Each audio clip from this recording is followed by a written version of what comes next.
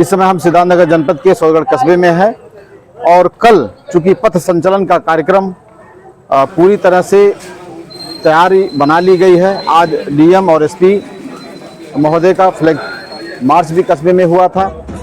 इसी बीच में एक वीडियो सोशल मीडिया पे वर्ष 2023 को देखने को मिला, जिसमें भाजपा नेता और हिंदू विचारधारा के व्यक्ति योगेंद्र जायसवाल जी का भी चेहरा उसमें नजर आ रहा था और इस बात को भी लेकर के पूरी तरह से तय हो गया था कि वर्ष 2023 में पथ संचलन का कार्यक्रम कथित रूप से, जिसे रमजान गली या बुधई स्मारक गली भी कहा जाता है, उस गली के से पथ संचलन का कार्यक्रम हुआ था। तो हम जिस शख्स का उसमें फोटो दिख रहा था, हम उन्हीं से सीधे बात करेंगे कि क्या पूरा मामला था, क्या पूरी कहानी थी। नेताजी नमस्कार। नमस्कार भैया। 2023 में पथ संचलन का कार्यक्रम हुआ था, उसमें आप भी उस पल के साक्षी रहे। क्या पूरा मामला था? कुछ जबकि इसमें कुछ मुस्लिम समुदाय से कुछ लोग कह रहे थे कि पथ संचलन का कार्यक्रम उस रास्ते नहीं हुआ था। ये राष्ट्रीय स्वयंसेवक संघ एक राष्ट्रीय विचारधारा की संगठन है और 2023 में ही नहीं, उस रास्ता से 50 वर्ष पहले भी कार्यक्रम होता था। जब रघुनाथ जायसवाल जी नगर पंचायत के चेयरमैन थे, संघ के अगुवाई करते थे और 2023 में स्वतंत्र शिशु मंदिर संघ की शाखा से हम लोग पथ संचालन कार्यक्रम शुरुआत किए और जिस गली को लोग विवादित बता रहे हैं, विवादित है, वह गली भारत का एक सार्वजनिक रास्ता है। कानूनी तौर पर रमजान गली कहीं नहीं है। कोई अगर रमजान गली का नाम लेता है तो मैं उसको मूर्खतापूर्ण समझता हूँ। वह गली शहीद बुधई स्मारक नाम से है और भारत का एक रास्ता है, ना कि कोई पाकिस्तान का वो अंश है। सार्वजनिक रास्ता सबका होता है और सार्वजनिक रास्ते से किसी कार्यक्रम को लेकर कोई अगर बाधा उत्पन्न कर रहा है तो वह मूर्खतापूर्ण है।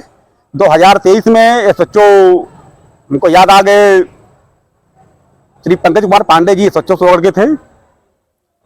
उनके सुरक्षा में हम लोग पथ संचालन कार्यक्रम किए थे।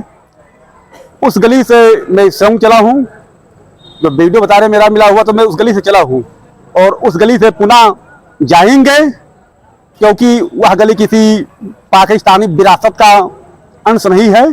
भारत का एक सार्वजनिक रास्ता है। सार्वजनिक रास्ता रोकना किसी का अधिकार नहीं है, न रोक पाएंगे। जय हिंद, जय भारत, वंदे मातरम। एक सवाल और है, अभी आपने कहा कि ऑथेंटिक वह जो रमजान गली है ऑथेंटिक नहीं है, अभिलेखों में नहीं है, लेकिन जो कार्यक्रम यानी कि 9 तारीख को जो कार्यक्रम हुआ था, उसके पहले 29/9 को एक आदेश भी हुआ था, उसमें भी रमजान गली का जिक्र है। इसके साथ में जिस कार्यक्रम के 2 घंटा पहले जो पत्र यहाँ आरएसएस पदाधिकारियों को दिया गया था, उसमें भी रमजान गली का जिक्र। इसको लेकर आप किस नजरिए से देखते हैं? जैसे किसी नगर का नाम, किसी गांव का नाम, किसी मोहल्ले का नाम, किसी सड़क का नाम जब रखा जाता है, जिले का नाम रखा जाता है, प्रदेश का नाम रखा जाता है, तो उसे कानूनी कोरम पूरा किया जाता है।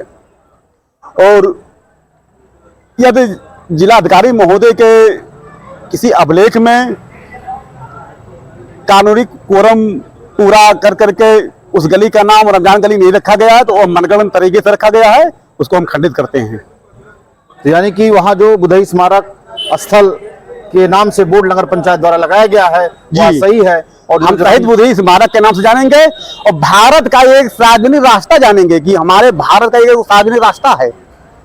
यदि कानूनी कोरम पूरा करने के बाद में अगर सरकारी दस्तावेजों में वह गली स्पष्ट रूप से नहीं है, तो उस गली को हम किसी रमजान के नाम से नहीं मानेंगे। हमारा भारत का एक सार्वजनिक रास्ता है और सार्वजनिक रास्ता सभी लोग आवागमन होने के लिए होता है, किसी व्यक्ति विशेष के लिए नहीं। द खबर टाइम्स मंच पर अपनी बात रखने के लिए बहुत बहुत धन्यवाद। धन्यवाद आपको हमसे प्रश्न करने के लिए।